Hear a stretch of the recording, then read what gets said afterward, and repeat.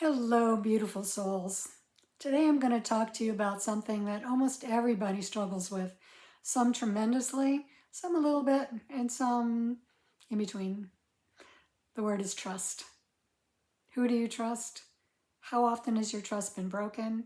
Do you trust yourself? Do you trust your partner? Do you trust your friends, your parents? Do you trust God?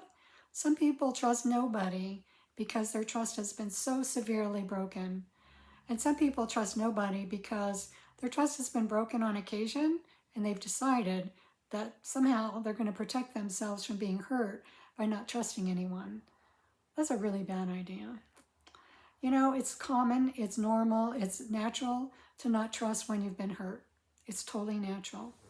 So don't fault yourself for not trusting, but you can make it a goal, you can make it a decision, you can make it an intention that you're going to rebuild the trust that's been broken. And really, only you can rebuild that trust. If you're talking about a relationship where you've been betrayed, then obviously it's going to take two people to rebuild that trust. And it may take counseling or some other intervention, talking to a clergy person or a family member or somebody else to help you build that trust, but it can be done. I've worked with a number of couples who have had infidelities and have lied and cheated and all kinds of terrible ways that they've broken trust with each other and learned to rebuild that trust. Most people don't do that. It takes a lot of work. It takes a lot of desire and it takes a lot of strength and gumption. Really, it takes a lot to be able to rebuild trust. So now let's talk about rebuilding trust in yourself. So you may feel like you have failed over and over and that you just can't succeed. You may have been told as a child that you're a failure or that you're stupid or that you can't do it or that you'll never be able to do this or that you never and aren't enough and all the crap that we've been told when we're children. A lot of us carry that stuff buried in our subconscious and don't even realize it.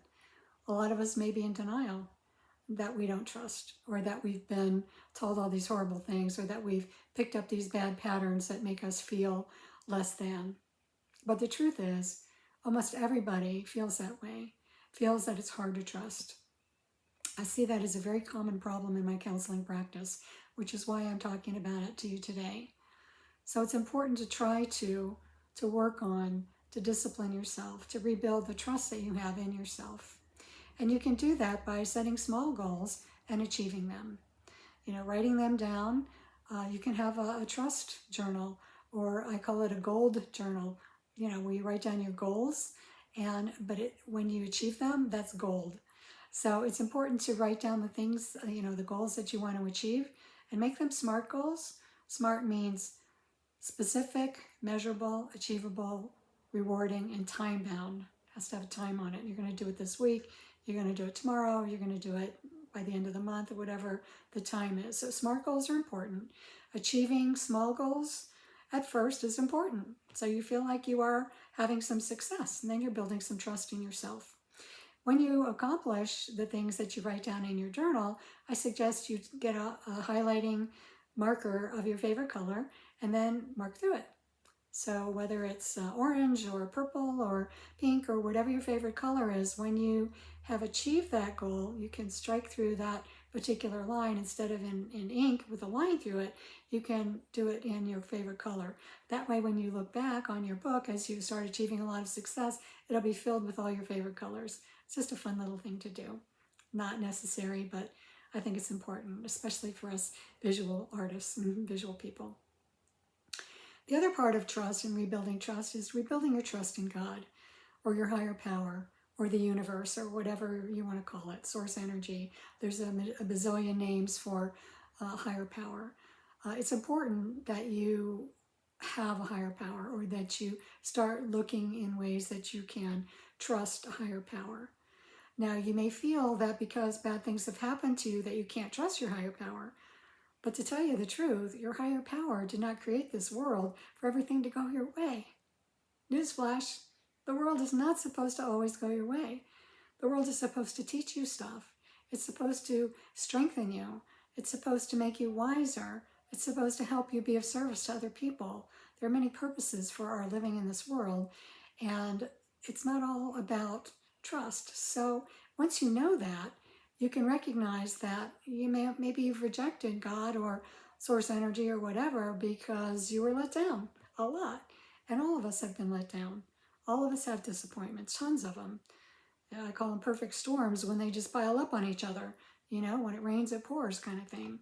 So anyway, it's important to start rebuilding trust in yourself, in your higher power, and in other people. Step by step, baby step by baby step, if that's what it takes. So my books and blogs and my course, Essential Mastery, is very much about rebuilding trust in yourself, in God, and in humanity. So I hope that you make that one of your goals and you work on that and you realize that it's possible and that you deserve it. And trust is really beautiful, but it takes surrender. It takes letting go. It takes admitting that maybe you don't know everything and that maybe you're not doing everything the right way, and trusting that there might be a better way and more wisdom to that. So anyway, I wish you a life of increasing trust, and thank you for listening, and enjoy your day today. And take the time to really have some moments where you're trusting and having pleasure and having joy in today. Take care.